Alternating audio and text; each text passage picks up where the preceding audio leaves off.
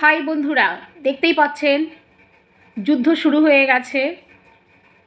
বেশ কয়েকদিন ধরেই চাপানুতোর চলছিল। গত দুদিন আগেই অতর্কিতে হামলা করে অনেকগুলো জঙ্গি ঘাঁটি ধূলিসাৎ করা হয়েছে। তার পরিপ্রেক্ষিতে বৈষ্ণব দেবী মন্দিরকে লক্ষ্য করে তাদের মিসাইল ছোড়া ব্যাহত হয়েছে এবং তারপরে আজ শুরু হয়েছে লড়াই। জানি না এ লড়াই কবে থামবে। চারিদিকে সমগ্র বিশ্ব জুড়ে একটা যুদ্ধের প্রস্তুতি যেন শুরু হয়ে গেছে। সমস্ত দেশই যেন যুদ্ধের জন্য তৎপর হয়ে আছে। লড়াই লড়াই লড়াই। মানুষ কখনো সম্মানের জন্য লড়াই করে, কখনো ভাত কাপড়ের জন্য লড়াই করে, কখনো ধর্ম রক্ষার জন্য লড়াই করে।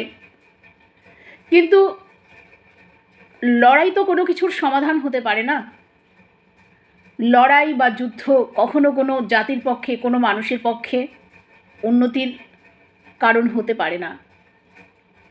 যুদ্ধ বা লড়াই সবসময় ক্ষতিরই কারণ হয়। যুদ্ধ কখনো কোনো দেশের জন্য মঙ্গলজনক হয় না বন্ধুরা।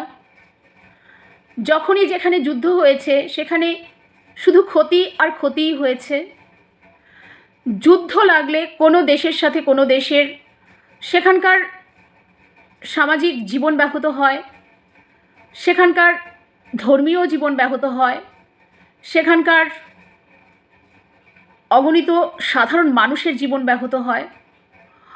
আর যে কোনো দেশের সাথে যে কোনো দেশের যুদ্ধই হোক না কেন বন্ধুরা, হোক না কেন আমার দেশের সাথে অন্য কোনো দেশের বা অন্য কোনো দেশের সাথে অন্য কোনো দেশের, সে লড়াইয়ে ঘায়েল হয় অগণিত সৈনিক, যারা কোনো না কোনো বাবা মায়ের সন্তান, কোনো না কোনো ভাই বোনের ভাই বন্ধু, কোনো না কোনো স্ত্রীর স্বামী বা কোনো না কোনো সন্তানের পিতা।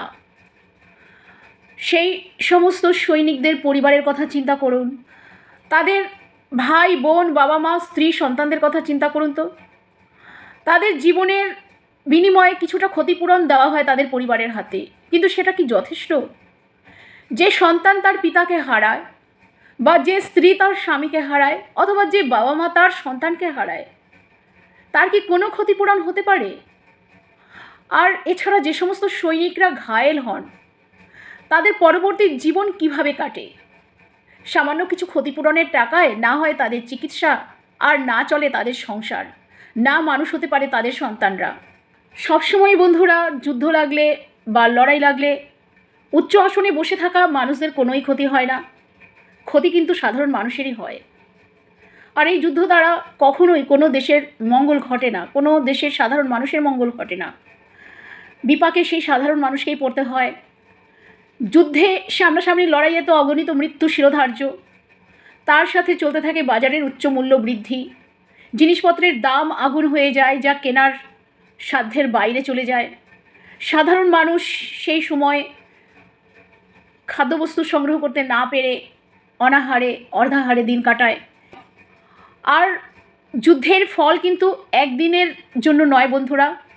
যুদ্ধ শুরু হলে কিছু স্বার্থান্বেষী মানুষ রাতারাতি ব্ল্যাক মার্কেটে নেমে পড়ে, জিনিসপত্র লুকিয়ে দিয়ে বাজার দর অগ্নিমূল্য করে ফেলে এবং জিনিসপত্র তখন চড়া মূল্যে বিক্রি হতে থাকে, যা কেনার সাধ্য কিন্তু সাধারণ মানুষের ক্ষমতার বাইরে চলে যায়। সাধারণ মানুষের পক্ষে সেই সময় খাদ্যদ্রব্য কিনে খাওয়া সম্ভব হয় না। ব্ল্যাক মার্কেট চলতে থাকে, রমরমিয়ে ব্যবসা চলতে থাকে, আর অনাহারে সাধারণ মানুষ মরতে থাকে। আর এছাড়া বন্ধুরা আপনারা তো জানেনই জাপানের হিরোশিমা নাগাসাকিতে কি হয়েছিল বহু বছর পূর্বে। পরমাণু বোমা নিক্ষেপের ফল কিন্তু আজও সেখানকার মানুষ ভোগ করছে। আজও সেখানকার ঘরে ঘরে বিকলাঙ্গ শিশুর জন্ম হচ্ছে। আজও সেখানকার বাতাস দূষিত।